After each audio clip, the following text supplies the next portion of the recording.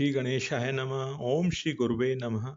आज की भगवत चर्चा संत श्री डोंगरे जी महाराज के भागवत कथा प्रवचन पर आधारित भाग 75। अब एकादश स्कंध आरंभ होता है। एकादश स्कंध मुक्ति लीला है। आज तक जो उपदेश दिया है वही उपदेश फिर से श्रोताओं की बुद्धि में दृढ़ करने के लिए एकादश स्कंध आता है। एकादश स्कंध का जो प्रथम अध्याय है वह वैराग्य का है। वैराग्य से ही ज्ञान भक्ति में दृढ़ता आती है। मानव थोड़ी भक्ति करता है, प्रायः मानव दुख में भक्ति करता है। मानव अगर बहुत सुख मिले तो भगवान को वह भूलता है। दुख में भक्ति करे वह साधारण वैष्णव है। अति सुख में भी जो भगवान की सतत भक्ति करता है वही श्रेष्ठ वैष्णव है। वैराग्य से ही ज्ञान भक्ति में दृढ़ता आती है और विवेक से वैराग्य जागृत होता है। आनंदमय परमात्मा का अनुभव करने से ही दुख का अंत आता है। इसके बाद में वसुदेव जी को नारद जी के उपदेश की कथा आती है। नारद जी वसुदेव जी को सावधान करते हैं, बहुत गई थोड़ी रही, मृत्यु मस्तक में है, मरण समीप में है, ऐसा समझ करके सतत भक्ति करें। नारद जी वसुदेव जी को सावधान करते हैं, श्री कृष्ण मेरे पुत्र हैं ऐसा समझना नहीं, श्री कृष्ण परमात्मा हैं। ब्रह्मादिक देव उस समय द्वारका में आए हैं, द्वारकानाथ की स्तुति करते हैं, अब स्वधाम में पधारें। उस समय उद्धव जी आकर के वंदन करते हैं। उद्धव जी ने भगवान से कहा है, आपका वियोग मुझसे सहन नहीं होगा, आप मुझे साथ में ले जाएं। भगवान ने उद्धव जी के मस्तक के ऊपर हाथ रखा है, प्यार किया है, उद्धव तुम मुझे बहुत प्यारे लगते हो। उद्धव तुम मेरे साथ में आए थे, मैं तुम्हें साथ में कैसे ले जाऊं? जीव अकेला ही आता है और जीव अकेला ही जाता है। उद्धव मैंने तुम्हारे ऊपर बहुत कृपा की है, अब तुम ही अपने ऊपर कृपा करो। आत्मनो गुरुरात्मैव पुरुषस्य विशेषतः यत् प्रत्यक्षानुमानाभ्याम श्रेयो सावानुवंदिते। ईश कृपा, संत कृपा, शास्त्र कृपा और चौथी आत्म कृपा है। उद्धव तुम ही अपने ऊपर कृपा करो।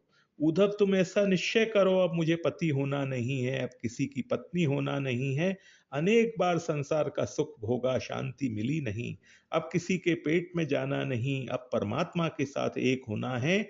उद्धव मेरे बिना जो कुछ दिखता है वह दुख रूप है, आनंदमय केवल परमात्मा श्री हरि है। इसके बाद दत्तात्रेय जी का राजा यदु को उपदेश की कथा आती है। इसके पश्चात भगवान श्री कृष्ण उद्धव जी को हंस गीता का उपदेश देते हैं। उद्धव जी का प्रश्न है, महाराज मन विषयों में जाता है या विषय मन में आते हैं? भगवान ने हंस गीता की कथा सुनाई है। भगवान ने कहा है, उद्धव संसार छोड़ करके तुम कहां जाओगे? जिसका मन में संसार है वह जहां जाता है वहां उसके मन में संसार ही रहता है। उद्धव संसार छोड़ना नहीं है, संसार को अपने मन से निकाल देना है। खराब विचार करने के लिए मन नहीं दिया है, मन परमात्मा का ध्यान करने के लिए दिया है। ध्यान योग समझाया है। भगवान के ध्यान में जैसे जैसे तन्मयता होती है, आनंद बढ़ने लगता है। वर्णाश्रम धर्म की कथा वर्णन की है, विभूति योग समझाया है। उद्धव जी ने अनेक प्रश्न किए हैं, भगवान उद्धव जी को सावधान करते हैं। उद्धव जी का प्रश्न है, सबसे बड़ा दान कौन सा है? स्वर्ण का दान करने से ज्यादा पुण्य मिलता है या चांदी का दान करने से ज्यादा पुण्य मिलता है? भगवान कहते हैं, उद्धव सोने का दान, चांदी का दान, अन्न दान, वस्त्र दान, द्रव्य दान ठीक है, अच्छा है। मैं तुम्हें एक सबसे बड़ा दान बताता हूं जो दान अति गरीब भी दे सकता है। उद्धव, जगत के आधार भगवान है, ये संसार भगवान में है। जगत को जो भगवान में देखता है, जो सब में भगवत भाव रखता है, जो किसी के लिए खराब विचार नहीं करता, जो किसी के लिए खराब शब्द नहीं बोलता, उद्धव वह बड़ा भारी दान देता है। जो सब में सब भगवत भाव रखता है वह सबसे बड़ा दानी है, किसी से द्रोह न करे। उद्धव, पाप का तिरस्कार करो, पापी का तिरस्कार मत करो। सभी के आधार परमात्मा है, किसी के लिए मन में कुभाव मत लाओ। उद्धव जी का प्रश्न है, मूर्ख किसको कहते हैं? भगवान कहते हैं, शरीर में हूं, शरीर का सुख ही मेरा सुख है। शरीर सुख में, इंद्रिय सुख में जो फंसा हुआ रहता है वही मूर्ख है, वही अज्ञानी है। इसके बाद उद्धव जी का प्रश्न है, स्वर्ग किसको कहते हैं, नरक किसको कहते हैं? भगवान कहते हैं, उद्धव मन में विकार वासना जागृत हो, छल कपट करने की इच्छा हो तो समझना कि मैं नरक में पड़ा हूं। मन में सात्विक भाव जागे, वासना का विनाश हो, भगवत भाव में हृदय पिघले, देहाभिमान मरे तो समझना कि मैं स्वर्ग में हूं। इसके बाद उद्धव जी पूछते हैं, जीव किसको कहते हैं, ईश्वर किसको कहते हैं? श्री कृष्ण कहते हैं, उद्धव जो परतंत्र है वही जीव है, जो स्वतंत्र है वही ईश्वर है। जो माया के अधीन है वह जीव है, और माया जिसके अधीन है वह ईश्वर है।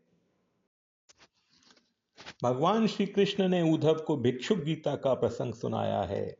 इसके बाद भगवान कहते हैं, मन अलौकिक आसक्ति में फंस जाए तो सुधरता है। भगवान के चरण में जाना है, परमात्मा को मिलना है। आप किसी जीव से मिलते हो तब आपको सुख होता है, आप भगवान से मिलेंगे तब कैसा आनंद होगा। उद्धव, अपने मन को बार बार समझाओ। अनुलोम प्रतिलोम विधि से उत्पत्ति और प्रलय का क्रम समझाया है। इसके बाद सेवा पूजा की विधि समझाई है। उद्धव जी को आज्ञा दी है, सर्वंतर्यामी नारायण की शरण में जाओ। उद्धव, अब ये सोने की द्वारका समुद्र में डूब जाएगी, यह अनर्थ तुझसे सहन नहीं होगा। अब तुम बद्रिक आश्रम में जाओ। नमस्तुते महायोगिन प्रपन्न मनुषाधिमाम, यथा त्वच्चरणाम विजय रति स्यादन पायिनी। उद्धव जी ने भगवान के चरणों में बारंबार वंदन करके कहा है, थोड़े समय में आपने मुझे सुंदर बोध दिया है, मैं बारंबार आपके चरणों में वंदन करता हूं, कृपा करें। मैं अकेला कहीं गया नहीं, मेरे मालिक आए तो आपके पीछे पीछे आऊंगा, मेरे भगवान साथ में आए। भगवान ने उद्धव जी के मस्तक के ऊपर हाथ रखा है। उद्धव, तू ऐसा क्यों मानता है कि मैं अकेला हूं? तुम्हारे हृदय में मैं हूं। क्षेत्रज्ञम चापी माम विद्धि, तुम अकेले कहां हो, मैं तुम्हारे साथ में ही हूं। थोड़ी अंदर दृष्टि करो, मेरा ध्यान करो, मेरा स्मरण करो, मैं वहां प्रकट हो जाऊंगा। ऐसी भावना करो कि भगवान मेरे साथ में है, मैं अकेला नहीं हूं। उद्धव जी कहते हैं, भावना करने के लिए भी कुछ आधार चाहिए, निराकार भावना नहीं हो सकती है। उद्धव जी ने चरण सेवा बहुत की थी। भगवान ने कहा, उद्धव मैं तुम्हें क्या दूं? मालिक के चरण में सुंदर पादुका है, भगवान ने अपनी चरण पादुका उद्धव जी को दी है। उद्धव जी को तो ऐसा आनंद हुआ कि यह पादुका नहीं, यह प्रत्यक्ष श्री कृष्ण है। एकादश स्कंद के 29वें अध्याय में कथा आती है। ध्यान करते हुए उद्धव जी भगवान के चरणों में लीन हुए हैं। 30वां और 31वां अध्याय है, उसमें यदुवंश के विनाश की कथा है। भगवत इच्छा से यादवों में कलह हुआ है, पांडवों का विनाश होता है, भक्त पुंडरीक की कथा आती है। इसके साथ ही एकादश स्कंद पूर्ण होता है। एकादश स्कंद परिपूर्ण किया है, द्वादश स्कंद का आरंभ करते हैं। द्वादश स्कंध आश्रय लीला है। मुक्त जीव भगवान के चरण में रहते हैं, कृतार्थ होते हैं। कलयुग का वर्णन किया है। सुखदेव जी महाराज परीक्षित राजा को नित्य प्रलय, नैमित्तिक प्रलय, प्राकृतिक प्रलय, आत्यंतिक प्रलय की कथा सुनाते हैं। परीक्षित राजा को सावधान किया है, आज कथा का अंतिम दिन है, अब तक्षक नाग के आने का समय हुआ है। तक्षक शरीर को काटता है, आत्मा को दंश नहीं कर सकता है। अब आत्म स्वरूप में नारायण का दर्शन करो। तक्षक नाग का शरीर को दंश हो, तुम्हें खबर भी नहीं पड़ेगी। तुम्हारे मन में कोई शंका हो तो तुम मुझसे प्रश्न करो। मैं बैठा हूं तब तक तक्षक नाग नहीं आएगा, कदाचित आए तो मेरी दृष्टि पड़ने से उसका विष अमृत हो जाएगा। सुखदेव जी महाराज केवल ब्रह्म ज्ञानी हैं ऐसा नहीं है, उनकी ब्रह्म दृष्टि स्थिर हो गई है। मेरी आंख में ऐसी शक्ति है कि तक्षक आए तो उसके विष को मैं अमृत बना दूंगा। मैं बैठा हूं तब तक तक्षक आएगा ही नहीं। तुम्हारे मन में कोई शंका हो तो मुझसे प्रश्न करो, मैं तुम्हें कथा सुनाता हूं। महाराज परीक्षित बारंबार वंदन करते हैं, आपने बहुत कृपा की है, आपने मुझे कथा सुनाई नहीं, भगवान का दर्शन करने की आंख आपने मुझे दी है। सदगुरुदेव सत शिष्य को आंख देते हैं। आपने ऐसी कृपा की है, चारों ओर श्री हरि का, नारायण का दर्शन होता है। अंदर नारायण, बाहर नारायण है, दाहिनी ओर नारायण, बाईं ओर नारायण है। तक्षक नाग के लिए भी मेरे मन में जरा कुभाव नहीं है, भले ही वो मेरे शरीर को दंश करे। आपने बहुत कृपा की, आपने मुझे कथा सुनाई है। आपने मुझे कथा सुनाई ही नहीं, प्रत्यक्ष नारायण का दर्शन कराया है। मैं अति आनंद में हूं, आपने मुझे कृतार्थ किया है। सुखदेव जी महाराज प्रसन्न हुए हैं। राजा, तुम जैसा बोलते हो वैसा ही मुझे दिखते हो। तुम भगवान के धाम में जाने वाले हो, परमात्मा के चरण में जाने वाले हो। हम तुम साथ में बैठे, तुम्हारे सत्संग में मुझको बहुत आनंद आया। मेरी कथा तुम बहुत प्रेम से सुनते थे, इसलिए श्री कृष्ण का दर्शन करता हुआ मैं बोलता था। बहुत सावधान होकर के तुम कथा सुनते थे, जगत को भूल करके भगवान में तन्मय होकर के मैं कथा करता था। मैं तुम्हारा उपकार मानता हूँ, मेरी कथा तुमने प्रेम से सुनी है, तुम्हारा कल्याण होगा। तुम भगवान के चरण में जाने वाले हो। हम साथ में बैठे सत्संग में कथा कीर्तन में मुझे बहुत आनंद आया। तुम तो भगवान के धाम में जाओगे। इस शरीर को तक्षक नाग का दंश हो वह प्रसंग में देख नहीं सकूंगा। मुझे देखना नहीं है, मेरा काम हो गया, मैं यहां से अब उठ जाता हूं, मुझे अनुमति दो। परीक्षित महाराज बारंबार वंदन करते हैं, आपने बहुत कृपा की है, आप महान पुरुष हैं, आपको कौन अनुमति दे सकता है। मैं अति आनंद में हूं, मन में कोई विकार नहीं है, मन में कोई आसक्ति नहीं है, कोई इच्छा नहीं है। आपकी कृपा से मेरा मन अति शांत है। मन में थोड़ी भावना है, अपने सदगुरुदेव की पूजा करने की मुझे इच्छा है। एक बार मैं आपकी पूजा करूंगा, पूजा करने के बाद आपको जो उचित लगे वैसा करें। महाराज परीक्षित ने समाप्ति में प्रेम से सुखदेव जी महाराज की पूजा की है। पूजा करके सुखदेव जी के चरणों में साष्टांग प्रणाम किया है। सुखदेव जी को वंदन करके कहा है, शरण में आया हूं, कृपा करें, मैं अंतिम वंदन करता हूं। गुरुदेव महान सिद्ध हैं, शिष्य लायक हैं। गुरुदेव को दया आई है, इसका कल्याण हो, ये जीव कृतार्थ हो, भगवान के चरण में जाए। गुरुदेव ने मस्तक के ऊपर वरद हस्त रखा है। जिस समय सुखदेव जी महाराज का वरद हस्त राजा के मस्तक के ऊपर पड़ा है, उसी समय शंख चक्र गदा पद्मधारी द्वारकाधीश का परीक्षित को प्रत्यक्ष दर्शन हुआ है। राजा को कृतार्थ करके सुखदेव जी महाराज खड़े हुए हैं। कथा सुनने के लिए बड़े बड़े ऋषि वहां आए थे। सुखदेव जी के पूज्य पिता व्यास नारायण जी भी कथा में बैठे थे। कथा सुनकर व्यास जी महाराज बहुत प्रसन्न हुए हैं। मेरा पुत्र है, किंतु यह मुझसे भी श्रेष्ठ अति सुंदर कथा कहता है। इसका ज्ञान वैराग्य, इसकी प्रेम लक्षणा भक्ति अलौकिक है। व्यास जी नारद जी जैसे महान ऋषियों ने खड़े होकर सुखदेव जी महाराज का जय जयकार किया है। नैमिषारण्य में सूत जी शौनकादिक ऋषियों को ये कथा सुनाते हैं।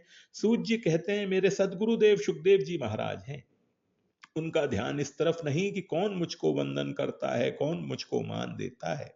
सुखदेव जी का ब्रह्माकार वृत्ति स्थिति स्थिर है। कथा करने के बाद सुखदेव जी महाराज कहाँ गए, कैसे गए, ये बराबर किसी ने देखा नहीं। समाप्ति में परीक्षित राजा ने गंगा मैया में स्नान किया है। गंगा तट पर दर्भ के आसन पर विराजमान हुए हैं। सूत जी कहते हैं, मैं वहां मौजूद था। मैंने अपनी आंखों से देखा, राजा के शरीर से दिव्य तेज निकला और ब्रह्म स्वरूप में लीन हो गया। परीक्षित विमान में बैठकर वैकुंठ धाम में गए। उसके बाद उनके शरीर को तक्षक का दंश हुआ है। तक्षक की विषाग्नि में वह शरीर जल करके भस्म हो गया। देवों ने पुष्प वृष्टि करते हुए सराहना की है। धन्य भागवत शास्त्र को, धन्य सुखदेव जी महाराज को और धन्य राजा परीक्षित को। काल तक्षक के दंश करने के पूर्व ही राजा परीक्षित प्रभु के धाम में पहुंच गए। परीक्षित राजा को सदगति मिली है। सूत जी कहते हैं, गंगा तट पर अपने सदगुरुदेव श्री सुखदेव जी महाराज के मुख से मैंने जो कथा सुनी वह मैंने यथामति आपको सुनाई। इस कथा में जो दिव्य तत्व है वह मेरे सदगुरुदेव का प्रसाद है। कथा में कोई दोष रह गया हो तो वह मेरा है। कथा में अनेक प्रमाद हुए होंगे, वे सब भी मेरे हैं। मैं आप सबके चरणों में बारंबार वंदन करता हूं। मुझे तो श्री कृष्ण ही अनेक रूपों में दर्शन देते हैं। आप सब परमात्मा के स्वरूप हैं। सूत जी बारंबार वंदन करते हैं, क्षमा मांगते हैं। संत कभी सत्कर्म की समाप्ति नहीं करते। जिस दिन इस शरीर की समाप्ति हो उस दिन भले ही सत्कर्म की समाप्ति हो जाए, जीवन की अंतिम श्वास तक परमात्मा श्री कृष्ण का ध्यान करें, प्रेम से श्री बाल कृष्ण लाल की सेवा करें, परमात्मा के नाम का कीर्तन करें। अंतिम श्वास तक इस शरीर को परोपकार में लगाएं। परमात्मा की कृपा से अब यह ज्ञान यज्ञ परिपूर्ण होता है। कथा में जाने अनजाने वक्ता पाप करता है, श्रोता भी पाप करता है। इसलिए ज्ञान यज्ञ की संपूर्ण सफलता के लिए सूत जी ने प्रायश्चित करने की आज्ञा दी है। नाम संकीर्तनम यस्य सर्व पाप प्रणाशनम प्रणामो दुख शमनस्तम नमामि हरिम परम। जिन भगवान के नामों का संकीर्तन सारे पापों को सर्वथा नष्ट कर देता है और जिन भगवान के चरणों में आत्मसमर्पण, उनके चरणों में प्रणति सर्वदा के लिए सब प्रकार के दुखों को शांत कर देती है, उन्हीं परम तत्व स्वरूप श्री हरि को मैं नमस्कार करता हूं। हरहे नमः, हरहे नमः, हरहे नमः।